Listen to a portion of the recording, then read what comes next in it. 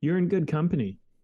If you're feeling doubts, I mean, you're in really good company. I mean, like humanity is your company. Every human being, like everybody, we all go through this. And like there are stories of old that talk about this thing over and over and over again. Through it's never not been here in humanity. This is Way of the Artist with Brandon Colby Cook and Evan Schulte, identifying your blocks and demystifying your struggles so that you can claim your own path and make your life a work of art.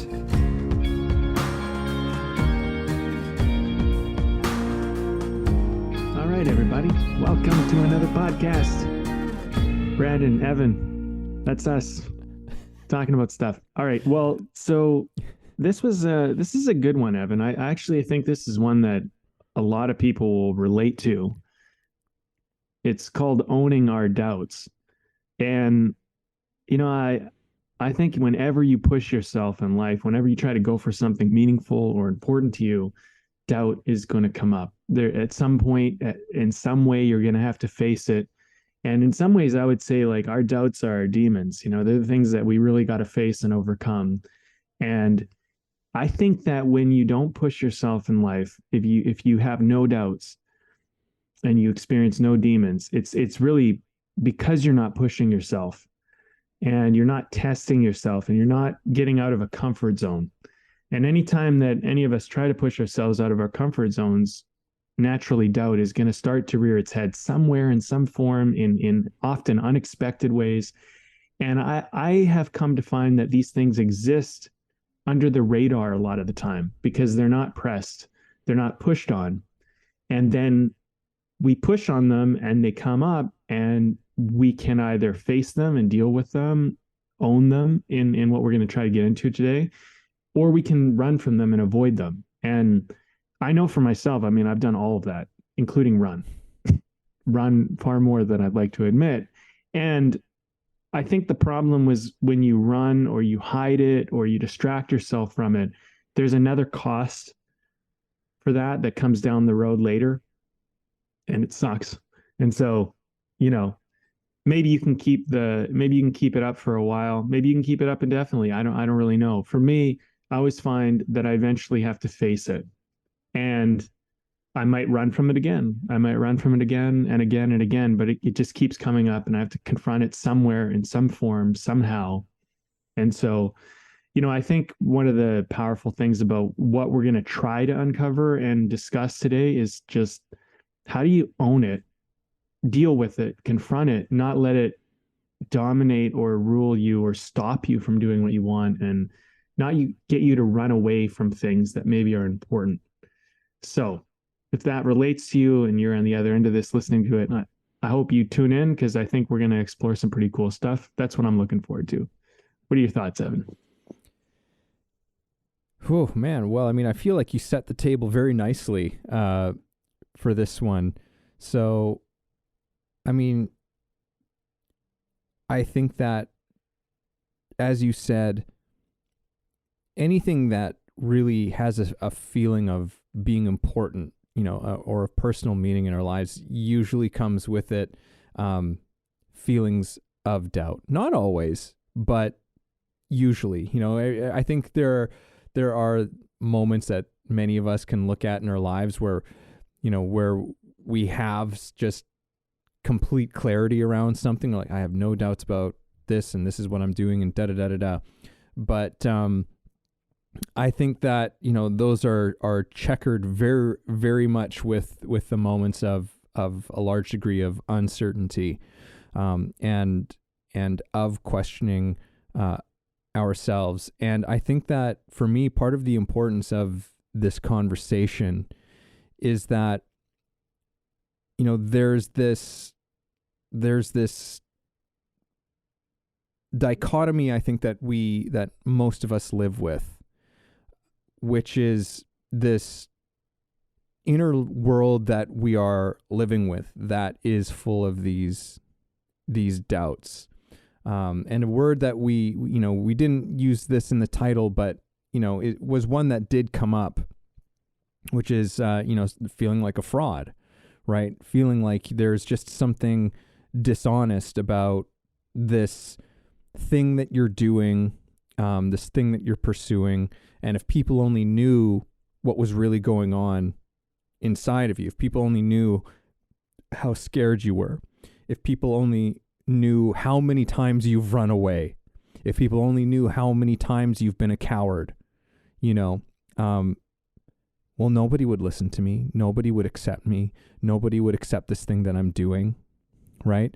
And maybe you are in a position where you are getting to do that thing, and that can make that feeling even, that can just add fuel to that fire of that thing, where it doesn't actually give you more certainty, the fact that you're doing it can actually give you less, because now there's this thing, this image that you're having to hold up to everybody, in terms of like, okay, I am this person, and I'm the one who does this thing and whatever, da da da da da.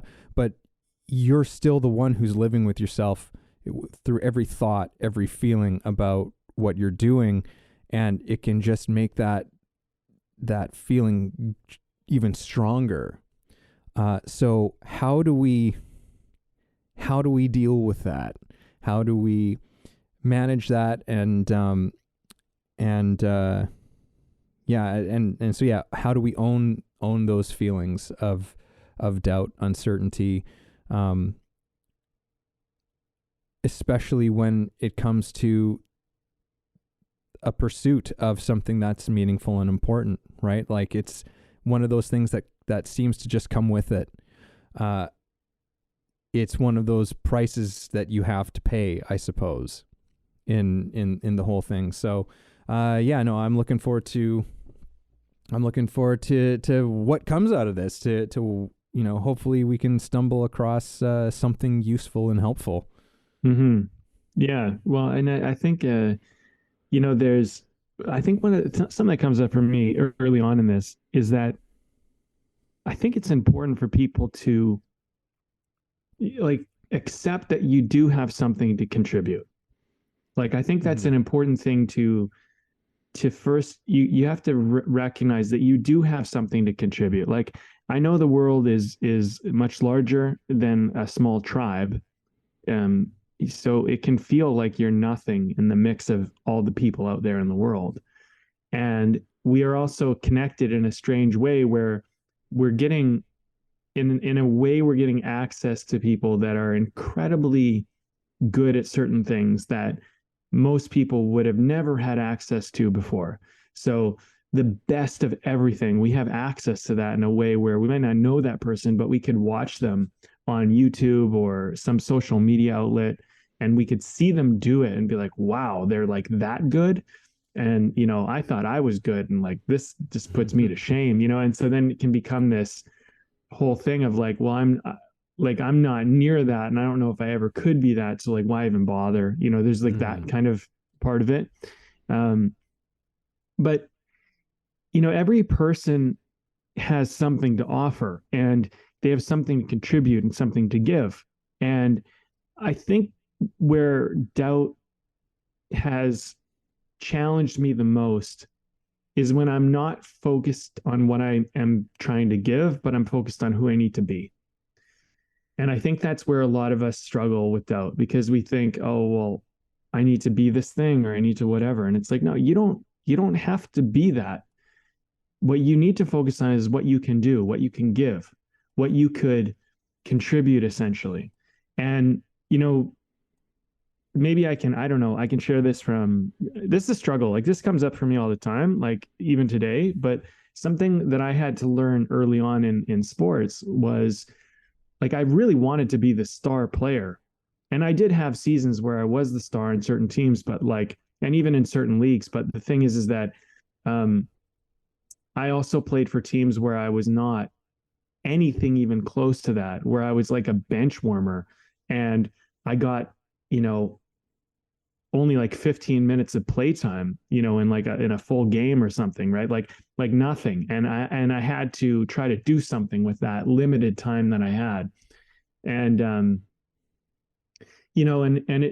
instead of like being the star player, it became okay, how can I can contribute? How can I help us win? How can I make an impact on this game in a way that's positive based on what I can do and what I'm capable of? And you know, on one team that I played on, we had a star. Like we had a guy, and he was the leading goal scorer in the entire league on our team. Like this kid was like a prodigy, right? And it's like every team in the entire league like talked about him. He was like, he was the star of our age group, right? And for me, I wanted to be that, but I wasn't that, and I couldn't do what he could do. He could shoot the ball in a way I couldn't shoot the ball. He had a knowledge of the game I didn't have a knowledge about. He had a support system with his family that I didn't have. He had everything that he had, I just didn't have, and I had to start to come to grips with that. So what I started to look at was like, how do I get him the ball?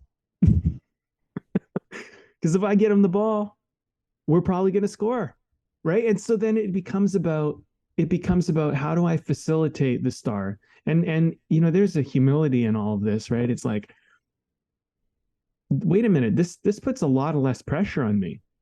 What I need to do is I need to make it easy for him to do his job. And you know what happened, Evan?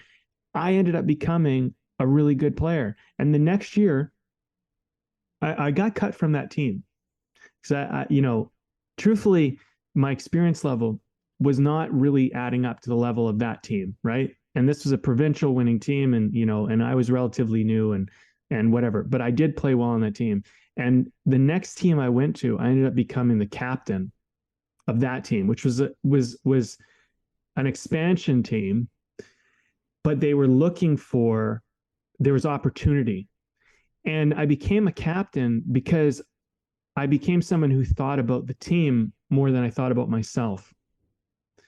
And I think that when you're in a place of doubt, you're often thinking a lot about yourself, and you're not thinking about how you can contribute to everybody else, because really you can find like that a lot of people out there, they can, if you help them, they will help you look good without even trying to help you look good. They just will in turn, because they'll be grateful for how much you give to them. So, that's something that kind of comes up for me right now. And I'm kind of being reminded of these little lessons that I learned when I was younger, where it's really hard to like want to be the star and know that you just kind of aren't able to. And so if you find yourself in that position, I think that the really a much better approach is just go, okay, well, where can I contribute? Because if that's not what I can do right now, and I'm just saying yet and right now, but if that's not what you can do right now or yet, how could you contribute? What could you do to facilitate something good in the world that maybe only you can do? And maybe that's what being a star actually is in a way. Yeah, it's shifting it to a perspective how you can be the star of your role. Yeah. Right. Totally. As opposed to trying to be the star of somebody else's role. And I think that that's a trap that so many of us fall into, probably many, many times throughout our lives. Like, I think that so many of us, we're looking for someone to give us answers to things. We're looking for someone to give us the keys and the tools and the stuff like that. And hey, don't get me wrong, I'm sure that there's people who listen to this podcast who are kind of looking for that, and I always hope that what we're the message that we're saying through this show is really of one where it's like, well, we can't tell you what these things are, but we can talk about some of these things. We can talk about some of these challenges that we all face, like the one that we're talking about now. And so, yeah, I think that your story illustrates that this feeling that I think a lot of us have, which is like, oh, you got to be the star, like you're not, like you're only, just really check in with yourself at how often do you feel like, unless you are the sort of quote unquote star of whatever it is that you do, whatever it is, the field that you're in, that basically it's not worthwhile. That basically it's like, what's the point? Like, it's either, we kind of have this all or nothing attitude in our culture and in our society, and it's complete nonsense. Like, who would pay to go and just watch that star player who was on your team just out on a field all by themselves? No one's going to pay to watch that shit. Yeah. What I mean? Yeah. It would, that is the thing about, that is the thing about sport, right? It's the competition of it all.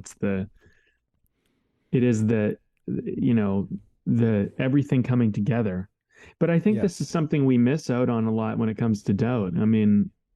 Maybe, I don't know. Maybe this is just, I don't know. I don't know. I don't know what it's like for everybody else. Let me put it that way. But I do think that there is a certain amount of, we think we're alone more than we should.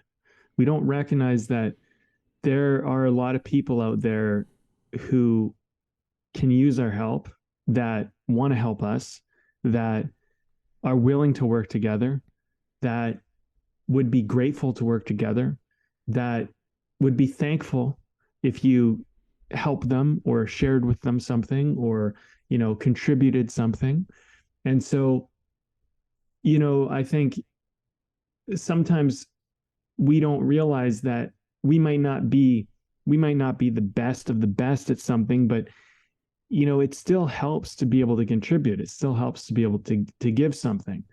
And one of the things that I've just, had to work through in my whole life is like this whole thing of not being good enough has been a struggle, because I think in some ways I was looking at being good enough as like being somebody.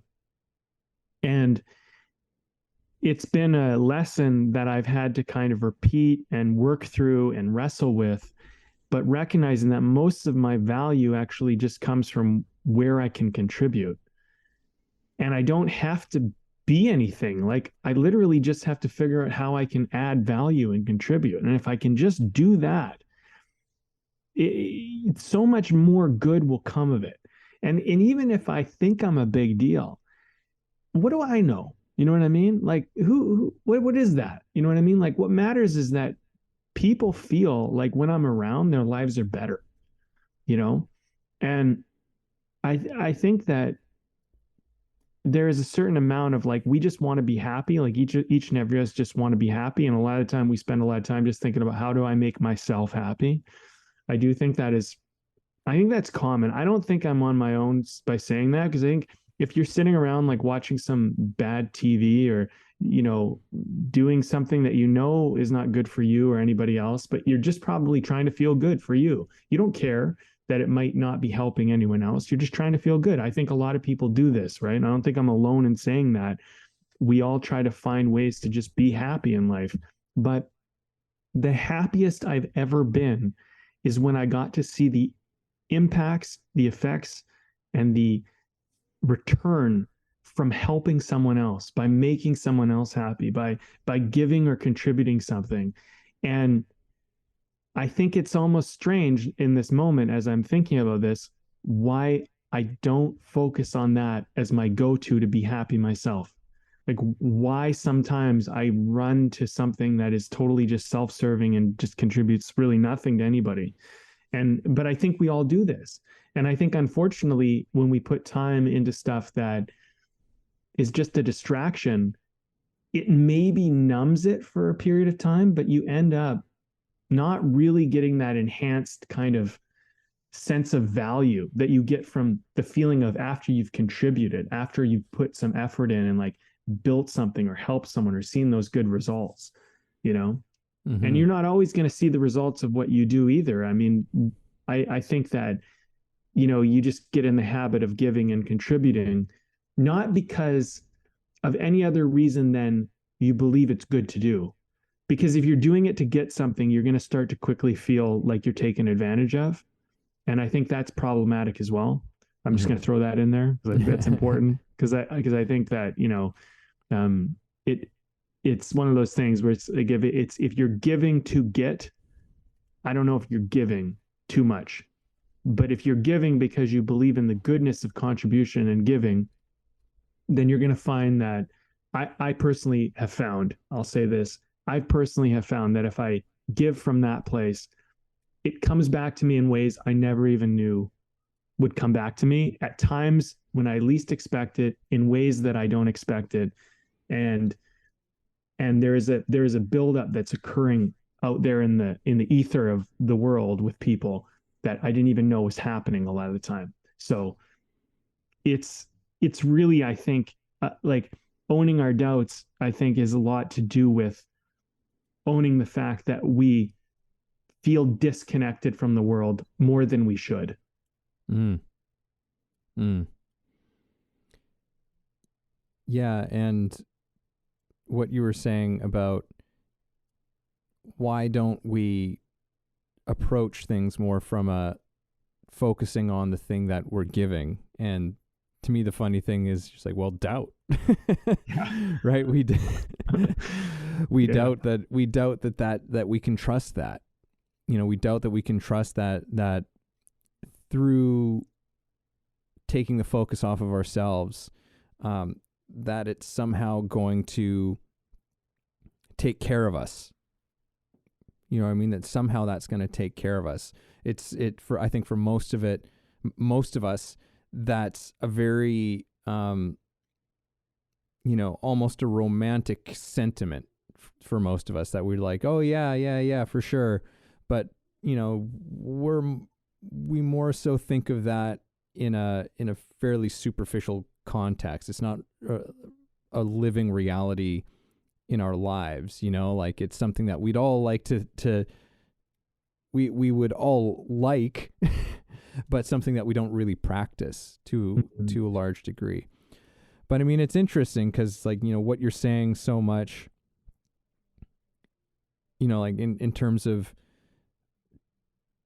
what I teach with, Meisner to students, like it's exactly that very principle. Right? Like the first thing that I teach people with Meisner, or anyone who's with a good Meisner teacher, is you teach the actors, put your attention over there. Mm-hmm. Put the attention on your partner. Take the attention off of yourself. Yeah. Right?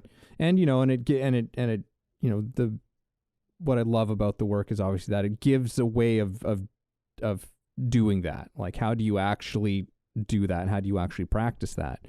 But one of the remarkable things that anyone who studies Meisner for a decent amount of time to have this experience is you start to realize that, like, oh, when I put my attention over on that other person, my acting gets better. Because I'm not thinking about all of these weird little things, one of the consummate sort of jokes of like young actors or new actors is like, oh, I don't know what to do with my hands, or they forget how to walk from one location to the other, and that's one of those just nails it in that your attention is on yourself. Yeah. Right? Like there's no reason why you would not know what to do with your hands or forget how to walk like a human being, other than your attention is so on yourself. You're so self-conscious that you don't even know how to walk anymore. Mm-hmm. Right? Like, and that's not an uncommon thing to have happen. So but it goes further than that. Like actors have their attention so much on themselves, like, oh, Am I getting to this emotional place? Am I having, an impact? Are people finding me interesting? Are people, all of this attention on yourself. And when you free yourself from that, and suddenly it's just, you're just in a completely different state of being, and your acting goes to a phenomenal different level. So any actors out there, lesson number one, put the attention over there. Put the attention on your partner. And amazing things will happen. My teacher used to always say, like your partner will take you to places you've never even dreamed of. Mm-hmm. Right? And a beautiful thing happens when you have two actors working together who are meeting each other at that level. of placing their trust in the other person, because you just keep elevating each other over and over and over and over again throughout a scene, throughout a play, throughout, it's an extraordinary thing, but it only happens by taking the attention off of yourself. Yeah. So I've been actually, I'm just thinking about something, because I've been writing this. Well, I've been rewriting a blog I wrote years ago, and anyway, as I'm working through it, I'm kind of like, part of it is helping filmmakers to work with actors. That's a part of this particular article, and there's basically this whole thing of like, a lot of filmmakers, they're worried, like, or people, let's just say not even filmmakers, people who want to make a film, right? They don't even consider themselves filmmakers. They're just like, I want to make a film, and I'm scared to do it, and blah blah blah. So this article is more tailored towards people who are trying to do this thing, where it's an investment. It's a risk. And anyway, so I'm working with in this part of the article about like, well, how to deal with actors, and like one of the reasons why your movie is not going to work is bad acting, right? And so how do you deal with that as a filmmaker? And whether that you're the actual director or producer or whatever, how do you deal with this challenge, right? And I cover several challenges in this article, but one of them is about acting. And so something that it's interesting to talk to directors about acting, because a lot of producers and a lot of filmmakers, they have no experience in the acting world. And so like an actor is like this foreign thing to them. Like they don't even understand it at all. And I forget this because I was in acting for so much of my life that I so intimately understand the process of acting and what it's like and the challenges we all deal with. So something that I've been trying to direct their attention towards is like, okay, well, if the actor, let's say the actor schmacting, like we call it schmacting, right? Like they're putting something on, they're doing those little extras there, it doesn't seem real. Encourage them, like remind them that you cast them because you think that they could do the role. Remind them that they don't have to be anything other than what they are. Like remind them that they don't have to put it on, that you cast them because you felt that they could do it, and just get them to say the line. Just get them to just be. And this actually, what you're talking about, put your attention onto the other person. That could be a great note for a director too. Is like, get your actor to put their attention off of themselves and out here. Just get them to do that. And something that I want to try to approach helping filmmakers do is I do want to bring the art of directing and acting relationships to more to the forefront in modern cinema, because I do feel that modern cinema has come to a point where we rely so much on just getting the day done, and we rely so much on visual effects and camera movements and things like that. And from a directing point of view, or from a film production like producer point of view, you're always trying to like get production value, and you're always trying to make it worth something, and you're trying to look good at your job. But if you help your actors succeed, they will help you in an incredibly profound way. And this is where I think like the interesting thing about this talk is kind of coming up for me is like, yeah, like when you help other people do their job better, it actually looks good on you. And so finding ways to help someone is going, oh, I got a bad actor.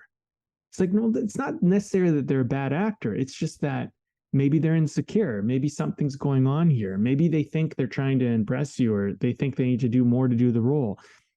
You can, the easy, I mean, and it's not so easy, but sometimes, maybe you just fire them and recast. But another solution might be that you try to understand their process, and you try to help them bring the performance to life by getting them to not have their attention on themselves, and to put it outward, to put it onto, put it on your breath, like just breathe. Because like one thing that I found, I know I'm kind of talking about a bunch of random stuff here and seemingly in a way, but like I used to struggle a lot with emotion as an actor early on in my career. And one thing I learned later was that a lot of times the emotional well is all available if you're just relaxed. And so, Yeah. one thing that can really help an actor is just say, listen, just breathe, because that gets you in touch with your body. And then you just breathe because and you're not so tight. And then breathe and put your attention outward. And those two things alone can take an actor who's seemingly so inexperienced and just like so nervous and whatever. And I've seen it. It can make them into like do performances that like just capture you. And it's just like, I think a lot of the time we just get disconnected from the very fundamental basics of not being relaxed and not having our attention outward. And it's kind of an acting lesson, but it really relates to everything. Put your attention outward. What am I doing? What are they doing? Like not what am I doing, but like how is that happening out here? What's happening out here? And if I do something, what impact does it have out here? Not what impact does it have on me? And when you relax, you start to find that emotion in you pops up because you're not thinking about what you're feeling. You're thinking about what's happening out there. And then all of a sudden you get impacted by that, and it's, I do love Meisner for that reason, because in my experience of it, I have found that it got me out of my head and it got me to not think so much about me, and I've seen what you're talking about too. Like, these, like, it takes you to places that you never imagined. It's so true. It's quite frightening, actually. It can be quite frightening because you're like, all of a sudden you're like, whoa, I'm in some weird place here. This is wild. What do we do? Yeah. Well, yeah, because it's like, yeah, it can be an either terrifying or an exhilarating thing. Both. I think it depends on what the thing is that comes up. Sure. Like usually it's an emotion, right? But it's so funny because it's like I get such a kick out of it because when an actor has that experience and they sometimes get freaked out by it, it's like, why? Because you had a genuine emotion that arose spontaneously to you in the moment. Isn't that what you want? It's like, yeah, but it's like I didn't have control over it. Like it wasn't something that I controlled. It's like it just happened, and it's like, yeah, that's isn't that great?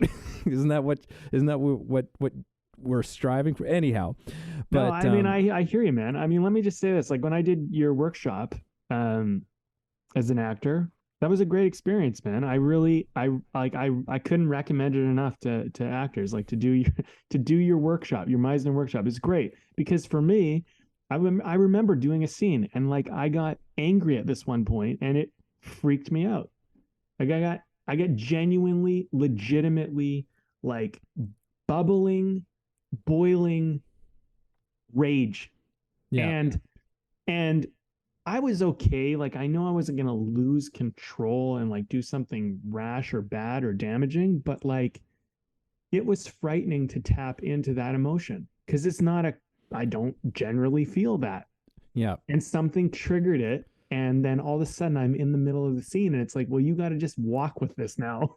It's yeah, like, okay, this is weird because like all my control mechanisms, anything that I try to do to like keep an even keel or protect myself, those had to just kind of go down. And but that's exciting. It was both exciting, exhilarating, but also frightening at the same time. mm-hmm. You know? Yeah. And there is a sense of like, I do think that like, and maybe this is a talk we can have another day, but this whole line of finding that fine line between where you feel in control and out of control almost at the same time, which is what I find that's where acting really blossoms the most. That's where a lot of things really blossom. It's in that, like even relationships, loving relationships, friendships, where you can live in that world of like, man, we're right on that precipice of like just out of control, but just in control at the same time. And it's so, to me, that's such a great place to be. But at the same time, it's not always comfortable. You're so alive in those moments, you know? where you Mhm. just, it's like, well, I'll even give another reference. It's like when you're first dating and, and you like, I don't know if they like me. I don't know if this is going to be okay. I want to kiss them. If I kiss them, what's going to happen? And then maybe you go for it. And then you just, in those moments, you remember them forever because they're so emotionally like powerful and potent. Because you don't know what's gonna like what's gonna be, what's gonna happen, you know? And like, and one thing I'll just say this, Evan, one thing I'm really trying to encourage myself of in this stage of my life is to encourage myself to trust that when I find myself in these places, which I obviously like to be in to some degree, that I will be okay when things are like that, that I will respond appropriately as needed. Not that I know how that's going to be, but I will be okay. I will sort it out. Like when I get to that moment, I'll cross that bridge when I get to that bridge, and it'll be okay. And I think that's a really important like creative lesson to learn in life. Yeah. Yeah, well, I mean, like, 'cause when your attention is off of yourself, so like trying to bring this back around, like full circle, you don't have time when you've really completely the attention off yourself and onto someone else or onto the thing that you're doing or how you're able to help another person. You don't have for time or energy being exhausted in thinking about doubts. So that's just one aspect of it. So you don't really leave much room for that to enter, right? So like in one of the things that you said is like, working with an actor, right? And maybe like they're not quite getting the performance that you want. Now, there are a few things two general things as I can see it that you can go with that. One is that you can freak out and you can be like, oh my God, they're going to give a bad performance. My movie's going to like have this terrible performance in it. And you just retreat. And then anything that you direct out of there is going to come out of fear. Right. Or you can look at that actor and you can see like, okay, what do they need help with to get to where they want to get to in the performance and to where we all want to get to with this thing, taking that focus over there. And now you're in an active place. You're in an active creative place, right? Instead of like a fearful retreating kind of place or defending kind of a place, which isn't a particularly great place to create from. So there's that aspect of it. I don't know. I think there was one other thing, but whatever. We'll move on. So one thing that I just wanted to like kind of come back to in this whole thing of like, okay, owning our doubts, because I think that we've talked a little bit about, okay, well, here's some ways in which you can just, quiet the doubts. Here are some ways in which you can not let your doubts take the center stage, right? But in terms of how do we own our doubts, right? I think that there's a slightly different quality to that. And I'd like to start something off with, we can acknowledge that for most people, we are all living with that. Most human beings are living with their own doubts in what they're doing, whatever their skill level is in what they're doing. And I think that just in that, at least for myself, no matter how polished, another person looks, and comparison is definitely a way in which you can fill yourself with doubts. But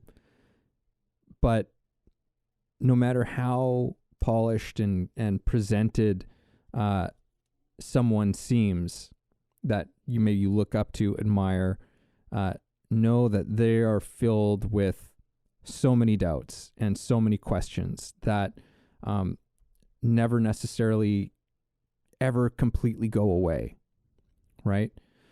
But that doesn't mean that you don't get to do the thing that you want to do. That doesn't mean that you don't have something to give, something to offer. It just means that, yeah, that's just something that you live with.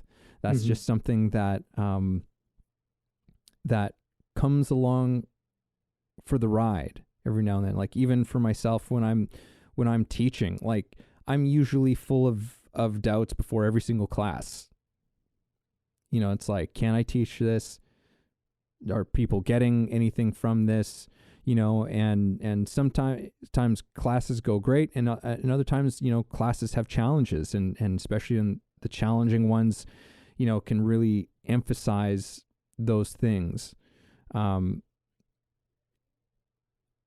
knowing that this is something that everyone deals with, that no one is immune from this thing, and in fact, I think that if someone didn't feel any sort of doubts or concern over what they were doing, it either doesn't mean very much to them, or they're probably some kind of sociopathic or you know, I don't know, but those are just some of my general thoughts in terms of owning our doubts. I know. I actually really like where you're leading this, because I think that's a really important part of this to acknowledge. Hey everybody, this is Evan, and this episode is brought to you by my book. Yes, I recently released a book called The Actor's Awakening: Connecting Spirituality to Craft. Expand yourself as an actor and your craft through a spiritual perspective. Take a journey that will explore universal philosophies and insights to help you understand human nature in a profound way, and develop practices to take your work to another level. Again, that's The Actor's Awakening: Connecting Spirituality to Craft, available on Kindle and paperback on Amazon. And as always, if you like the show, please subscribe. That you're in good company. If you're feeling doubts, I mean, you're in really good company. I mean, like humanity is your company, you know, every human being, like everybody, we all go through this. And like, there are stories of old that talk about this thing over and over and over again. It's never not been here in humanity. The reluctant hero. The reluctant hero, yeah. And just like, if you look back in history and you find out about how most people did what I think they did, which might have been great, that guaranteed they had doubts and fears. They didn't just show up and they were like, oh yeah, I got this, no problem, you know. And you know, there's this silly little sayings and stuff, but they're kind of true. Like, without great risk, there's no reward, you know, like great risk, great reward, that type of thing. And it's you know, what's the risk, right? Like, if there is no risk, if there is no potential for failure, right? Of course you're not going to feel doubt. But some people, they maybe they pretend, oh yeah, I'm going after what I want, but they're not really going after what, because they're not really taking any risks, and they're never really going after what they really want. They're going after what they believe they can get without potential failure. But then there's what you really want, you know. And well, you know, I remember we had a guy on the podcast. This is funny. I was just reminded of this. I remember we had a guy on the podcast. He said, well, you know, we never really date our dream girl. And I said, well, that's not true. I have. He's like, oh. And I was like, yeah, I have. I've dated the girl that I never thought in a million years would ever look twice at me.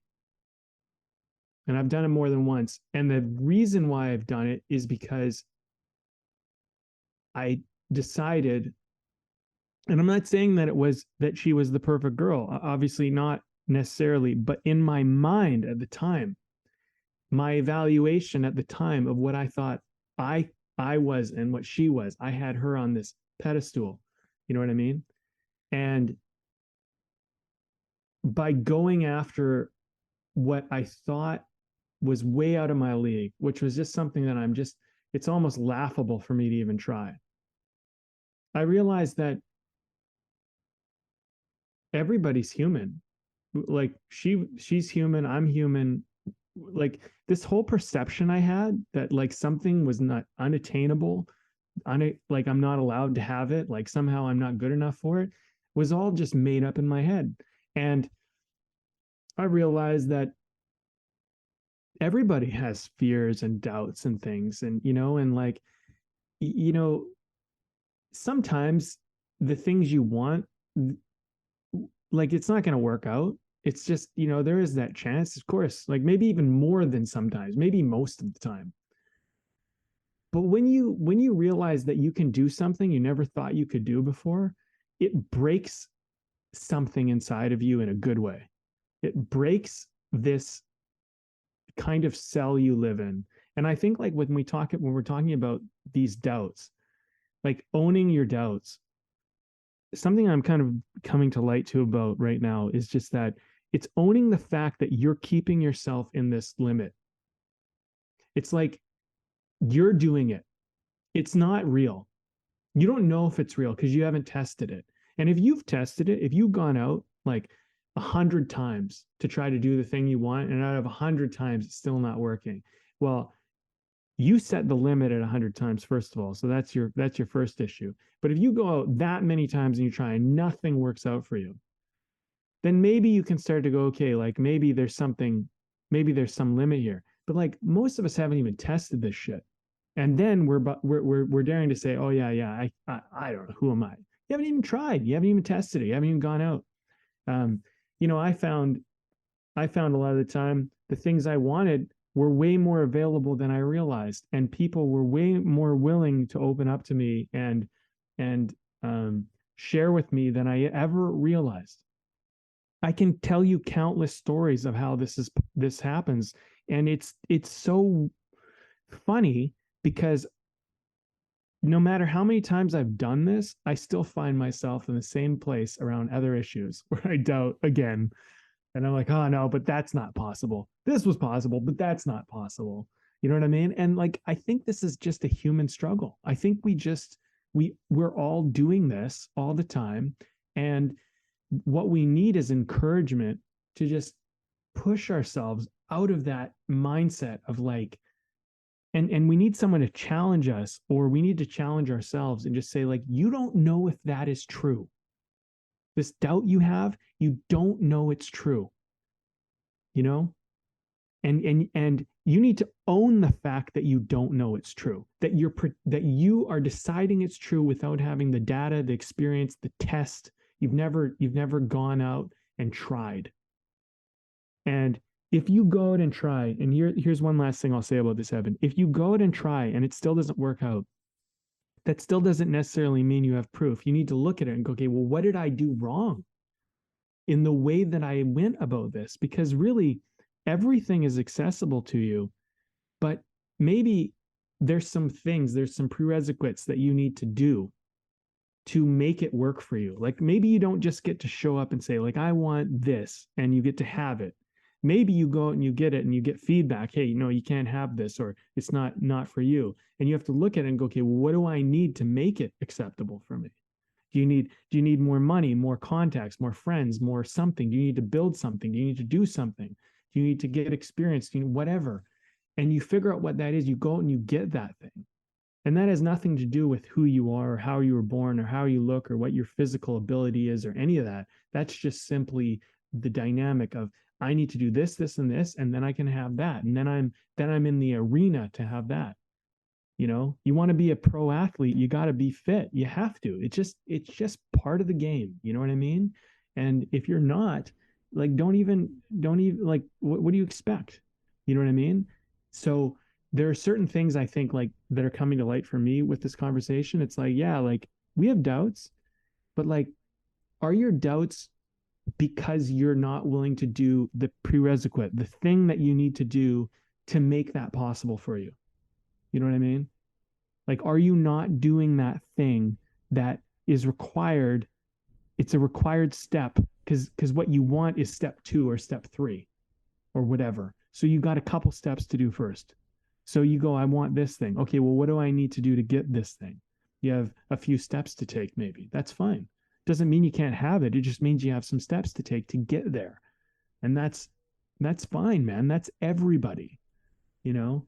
We don't like, and I think this whole idea too, this whole idea that we're born like lucky and it's just like, oh, you're just born and you just got to show up and you just got to have it. I think that's a very entitled and victimy way to look at life.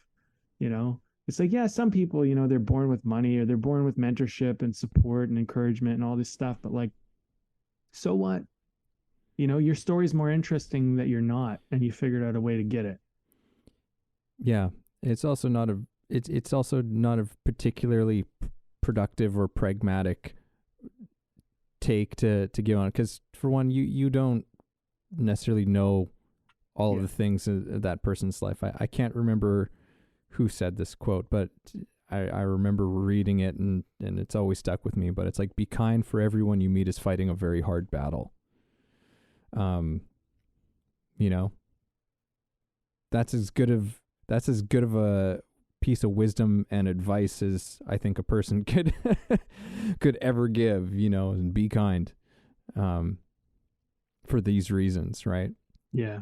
Yeah, you don't know what's going on. You don't know what people are working with or working against. You don't know. I mean, the image that we see is not necessarily what's, you know, behind it all, right? Yeah. Yeah.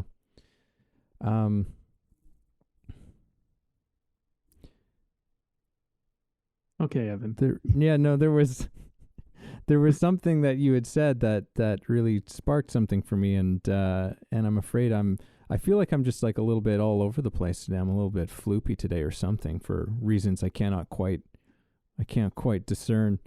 But yeah, you know, you were talking about this thing about feedback. That's what it was. You're talking about this thing about feedback. Like, you know, you have these doubts or things, but you don't even have the feedback. And something that I was thinking was like, yeah, and that feedback can be both external and internal. There can be, you know, you can be having external success in something that you're doing.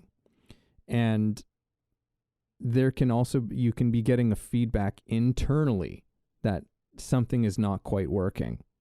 Right? It can also, of course, be external as well. It can be getting feedback from the outside world. It's like, okay, something that I'm doing here is not working. But I know that, you know, to a large degree, and I think that this happens for many artists, many teachers, you know, anyone who's creatively pursuing anything with passion and meaning in their lives. I think that this internal feedback thing is something that everyone comes to as part of a sort of evolution. And I know even for myself, since I've been teaching, you know, that's been a very interesting journey. Because very often we are standing on the shoulders of giants, right? We are following in the footsteps of people who have accomplished really terrific things, people who have even touched us in a profound and deep way in our lives, you know, through how they have done something, how they have shared something with us, you know, like a truly great mentor does. But I think that we can get stuck there. And for myself, I can definitely relate to that, you know, like as far as myself as an acting teacher, I've been deeply inspired by, you know, Larry Silverberg, and that's always going to be a part of me. But I've learned more and more as I've gone on. It's like, oh, but sometimes it's been at the detriment of my own intuitions, of my own gifts, skills, those kinds of things. And having to sort of let go of sort of certain things, certain lessons, frameworks, ways of communication that's just like, okay, I understand that was how he did it, and that's actually how he was the most effective teacher.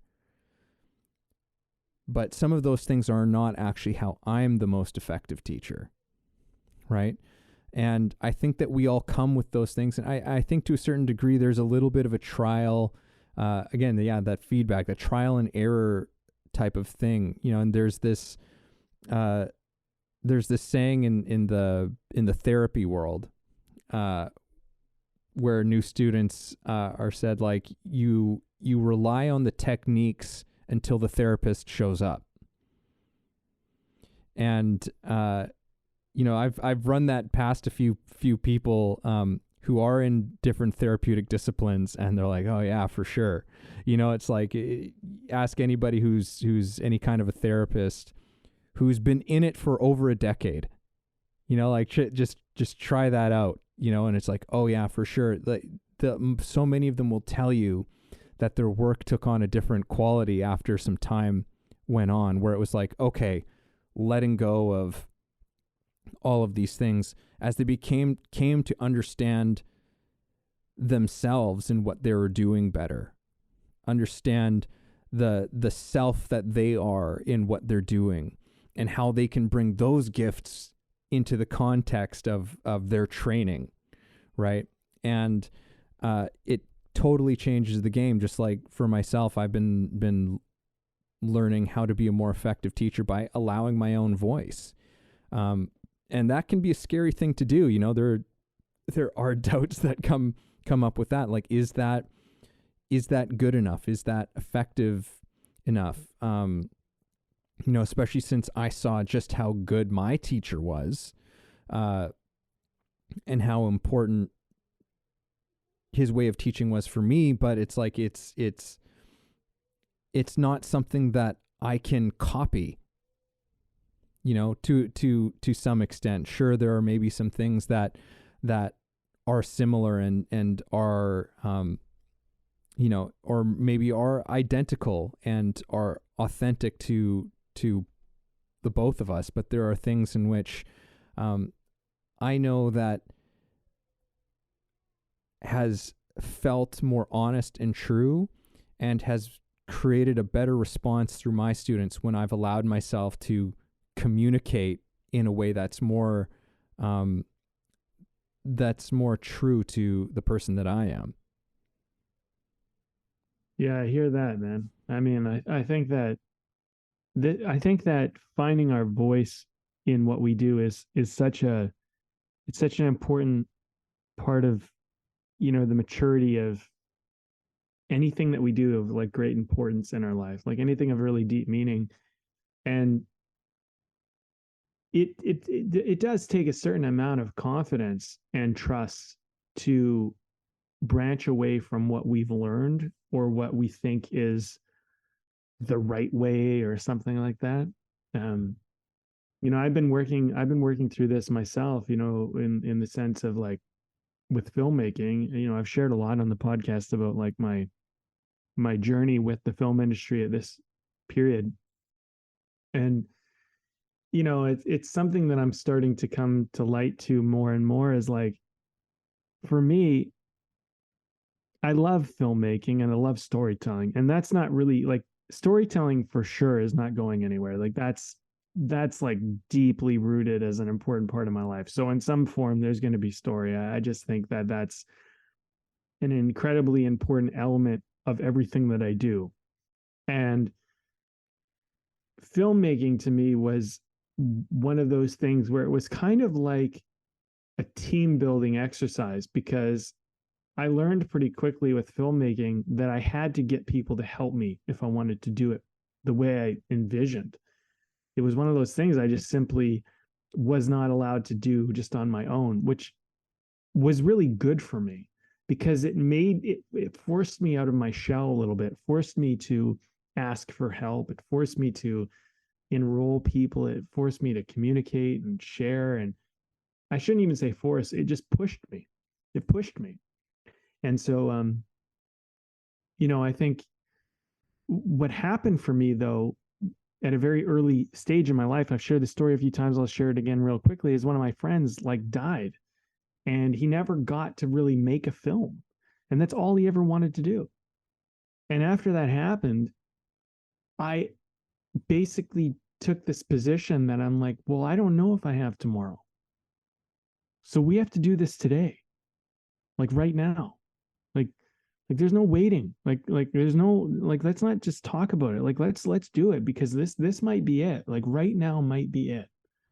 And I really kind of took that position. I took a real hard line on that position, because to me, the fact that he died so young and that he never got to do what he really wanted to do, I was just like, to me, that was the most brutal, hardest thing for me to accept, because I was like, what if I live my life and I never go after what I truly wanted? And that stung me so deep that I started being like, okay, I don't know what I'm doing, but like, hey, do you want to help me? Hey, do you want to do this? Like, I just went out to the world and I said, like, I just started getting people to help me. And I learned on the go. And so like I got some really cool results out of that. I got some really great things that happened. So that's part of the reason why I think I'm beginning to recognize, like, that's a big part of my voice. My voice is like, look, guys, we don't have, like, I don't know if we have tomorrow. Like, you don't know if we have tomorrow. So let's do it right now. Like right now. Like, is what you're doing the most important thing in the world, or is it not? And if it's not, then let's do the fucking most important thing right now. Because if we don't, like, what if we never get to do it? And like, that's my like cry to humanity.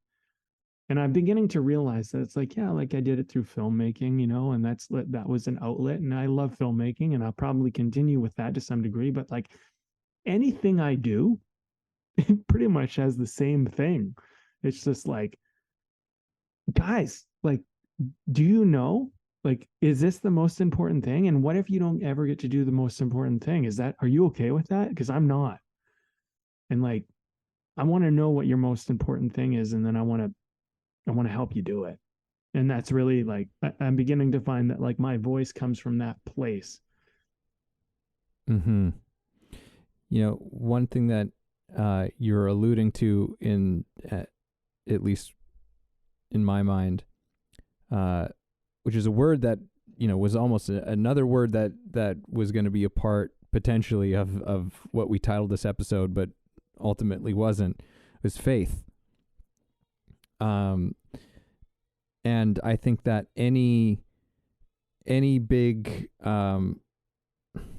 any major sort of human achievement was always had an element of a leap of faith to it. And to me, that's sort of this connection in a way between this whole thing of faith is the other side of doubt.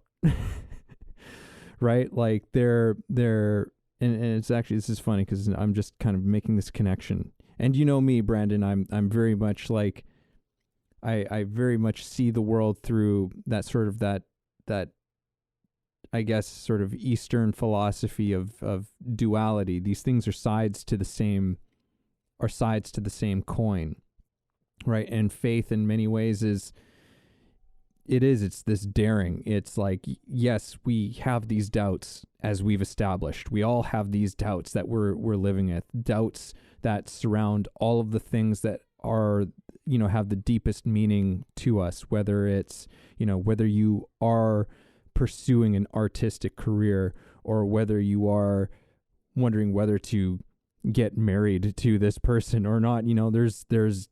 These are big things that are meaningful and important, and it's going to evoke the voice of doubt, but it's also going to evoke the voice of faith in the face of that doubt. Yeah, things might not work out. Yes, but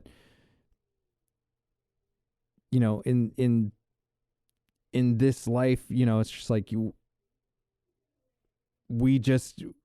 fucking take your shot. you know, at at the things that matter to you in your life. Like you take your shot. Like that's all you can do. And to let doubts prevent you from taking that shot on the things that are actually important to you, you know, that's really the ultimate human tragedy, right? Like I can't think of anything more tragic than that.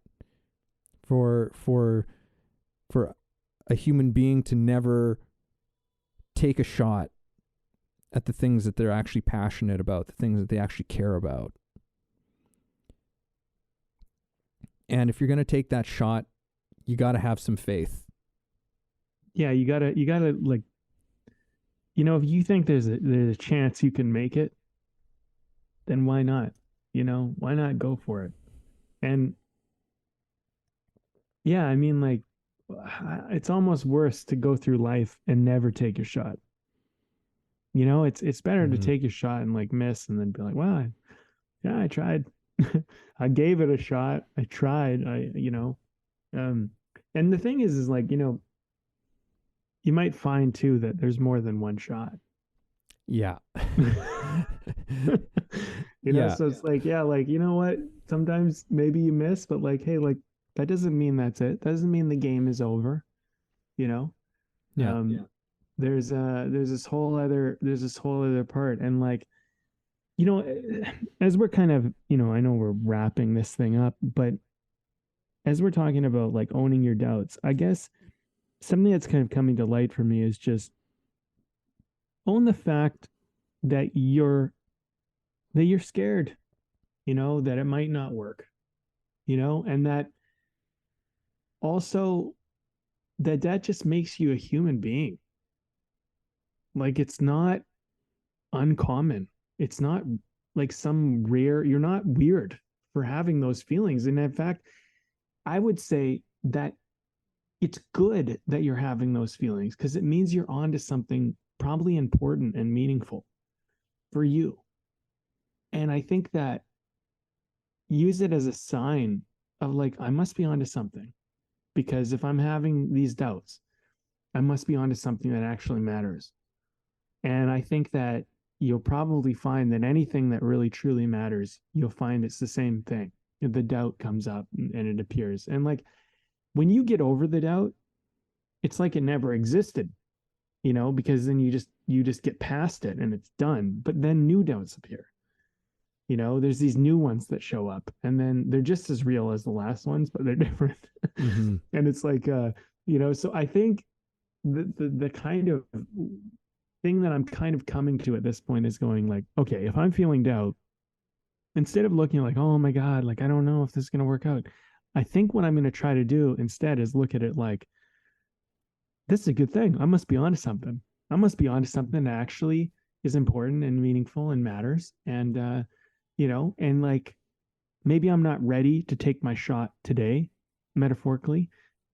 Maybe I am taking my shot and I'm not giving myself enough credit, but like, hey, you know what? I'm on to something. I'm on to something. This is a good thing. This feeling that's coming up, this isn't a bad thing. This is a good thing. This is telling me that I'm on to something good here. And so I think what I'm going to do is moving forward is reframe it in my mind that way. And go, okay, well, what's coming up, you know, and that's fine. You know, whatever's coming up, let me try and deal with it, you know, because what's the alternative? I run away from this. I go to things that are safe. I go to things that are not meaningful. You know, I'm going to own the fact that if something feels like this, or I'm having these doubts, or I'm having these fears, that it means that I'm on track to something that is actually important and powerful in my life. And I don't know how it's going to play out. I don't know what's going to happen here, but I tapped into something. And I think that's, to me, that's where the owning it comes in. It's just going, yeah, like this obviously matters to me. This is obviously meaningful. This is obviously important. I'm going to own that, because if it wasn't, I probably wouldn't care. I wouldn't feel these doubts. I wouldn't feel these fears. These things wouldn't happen. So I'm going to own the fact that for some reason, This is important to me. It matters. There's meaning here. And that's why the doubt's coming up. And that's really all I've gotten to here. I think we talked about some strategies on how to deal with it and whatever, and I think those are valuable, but I do think that we need to look at owning our doubts as like, I'm on to something. It's a sign of good. It's not a sign of a bad thing. It's a sign of a good thing. Yeah, no, I think that's a beautiful reframing of that whole thing. All right, well, let's talk about beer and wrap this bad boy up. Yeah, let's do it. All right, I'll go first. Okay. I'm having, you know what, Evan? I think this is my favorite kind of beer, a Belgian triple. I've had too many that are good, so good in fact, that I think my favorite kind of beer is a Belgian triple because I've had too many that have been amazing, and this one is included in the amazing. This one is from Container Brewing, and it's called Tapestry Belgian Triple. It's got some power to it, right? With the 7.5% alcohol. But yeah, no, it's tasty. It's you don't even notice it. Just really a solid beer. So that's what I've been enjoying today, and I'm proud to share it because it's so good. Nice. So I haven't had enough good things about it.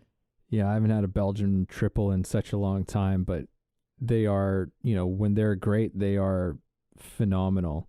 Yeah. And 7.5% is that's on the lighter side of a triple, I feel. I think so, yeah.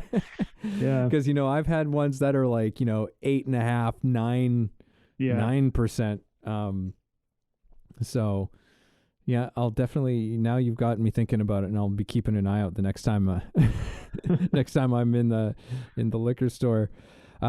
Myself, I'm drinking a fairly strong one today as well. I'm drinking the Cosmic Soup from Parallel 49, and this is a juicy IPA Nice. at 6.4%. Oh yeah. And it's delicious. Yeah, it is. It lives up to the title of a juicy IPA because it's hoppy, but it is juicy. It's, it doesn't have that kind of very dry, just sort of hop punch to it. It's it kind of gets the saliva going in your mouth and all those things. So it's juicy. So I definitely drink this one again. It's been a real pleasure. Yeah. Nice. Well, that's good. Yeah, this is the first time I've had this brew as well. So all right. Well, I'm gonna wrap up first and then I'll leave it with you, Evan. All right. So yeah, so I'm gonna carry on with my point. I think when doubts come up, I'm gonna look at it and own it in the sense that it's important to me. That's gonna be the owning part of it. That's what I've come to through this talk that we've had, that there's an important reframe that needs to occur, that I'm tapping into something that's meaningful and important to me. And I maybe the doubt is helping me notice that. And so maybe I want to look at that well, why do I care? Why is this meaningful? Why is this important? And I think those might help me find motivations that will help me to overcome the doubt and the fear that might be presenting itself. I find that, there's always an away from motivation and a towards motivation, and a pain motivation and away from motivation is a very, very powerful force that can cause us to do or not do a lot of things. But I do find that the number one thing that I have found that helps me overcome pain is meaning. And if I can find enough meaning in something, that there is no real amount of pain that can stop me. So in my working this out through this conversation, what I've come to is that first I need to own when doubt comes up, something meaningful is happening to me. So instead of focusing on the fear of the doubt or the pain of the potential doubt or whatever that might be, I'm going to focus on the meaning that it's suggesting. And I'm going to try to enhance that meaning greater to the doubt that I'm experiencing, so that it'll give me the motivation to overcome the fear or the potential pain or whatever. and I'll just reiterate with this whole story of my friend. When my friend passed away and he had never made a film and that was his one dream to do, the pain of potentially never really going after a film career or making films and dying was more painful than the fear of not knowing enough, not being prepared, not having enough schooling, all of that stuff. And so there was another part of it too, which I felt like a responsibility. There was a meaning, and there is a meaning, and I still carry it to this day. That is my responsibility to make films for him because he couldn't do it. And he and you know, for me, he died so that he could pass on a lesson to me that will make him live on forever. And so it's my responsibility. And I don't think it's just about making films. I think it's about what he taught me was that you could die at any moment before you ever do what you ever dreamed of doing or ever wanted to do or was ever important to you. So do it today, do it now, do it as soon as you possibly can, because whatever you're talking about with tomorrow, I'll do it tomorrow, all this stuff, you don't know if that's going to happen. So you might as well go for it now. And I'm going to remind myself of that when I feel these moments of doubt, that it hurts me to think of him dying in vain, that his life would not mean something. And in my life, it means something, you know? And I think in a weird way, honoring him is the greatest way in which I can honor my own life. And it's strange, man. I don't even know how to put it in any other form, but I think what owning the doubts are going like, look, like I'm bigger than these fears. I'm bigger than this. And I just need to tap into how that's true. And if I'm having doubts right now, maybe I don't feel as big as my doubts. My job now is to get bigger than those doubts. That's what I'm being called to do. That's what the universe, God, that's what I'm being asked of. And I need to have faith that if these doubts come up, I am bigger than them and I can become bigger than them, and I will. And one day I will tell you how I did it. Well, you leave a tough. You leave a tough. I didn't mean to leave you hanging. I'm sure you got... No. It's all right. It's all right. I got something. I think. Don't do this to me. Yeah, I think that, you know, I really love what you said in terms of, that reframing of doubt as an understanding of you're dealing with something that is very deeply meaningful, which is a great thing. That's what we want in our lives, is things that are deeply meaningful. So that's a really great thing. One thing that popped into my mind was like, you know, was just this phrase of like, what shot am I going to take today? Just as like, almost like a daily practice, like just a shot, you know. There's something that I love about that in terms of, you know, I love that. If you're a sports person, you know, it's like you understand that like the greats in any sort of sport, you know, they take so many shots. Not all of them score. In fact, most of them don't, but they take those shots. And, you know, how can we do that in our own lives? How can we borrow from, you know, that kind of wisdom that exists and say like, okay, well, like, what's a shot that I can take today? Okay, that one didn't go, whatever, it doesn't matter. You took a shot. You know, you take your shots as often as you possibly can. Take the shots that present themselves to you.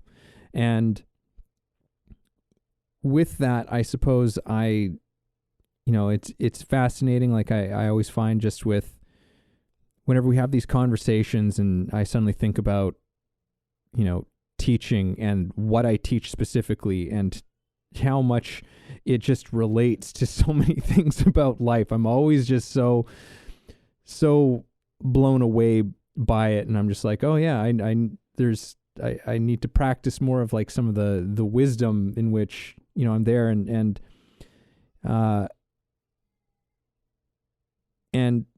we're always in the most appropriate place to respond when we are just putting our attention onto the thing over there, off of ourselves.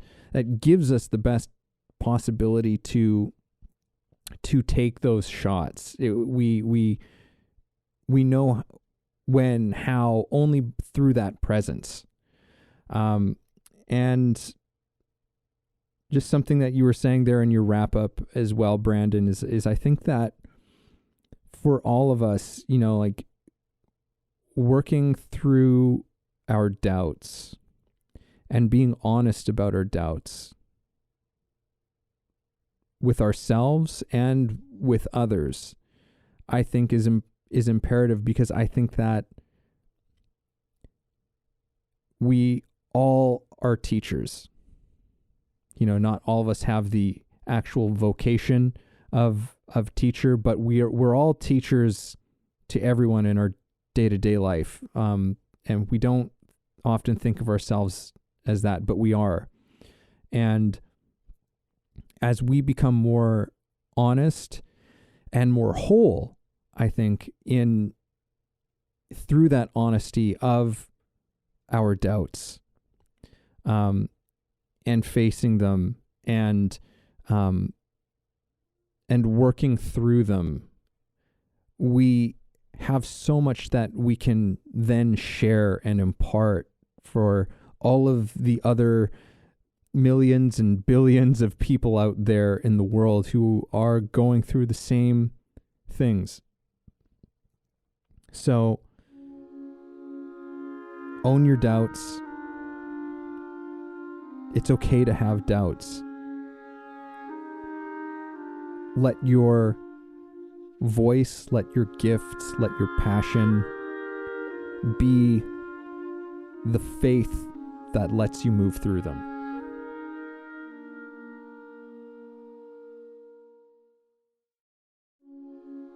Thank you for listening in on our conversation today. We hope you found something helpful that you can carry forward with you. Head over to our website, wayoftheartist.com, for more free exclusive material and learn about the show. If you haven't already, please support us by subscribing to the show, sharing it with people you know, and keeping compassionate, creative conversation going.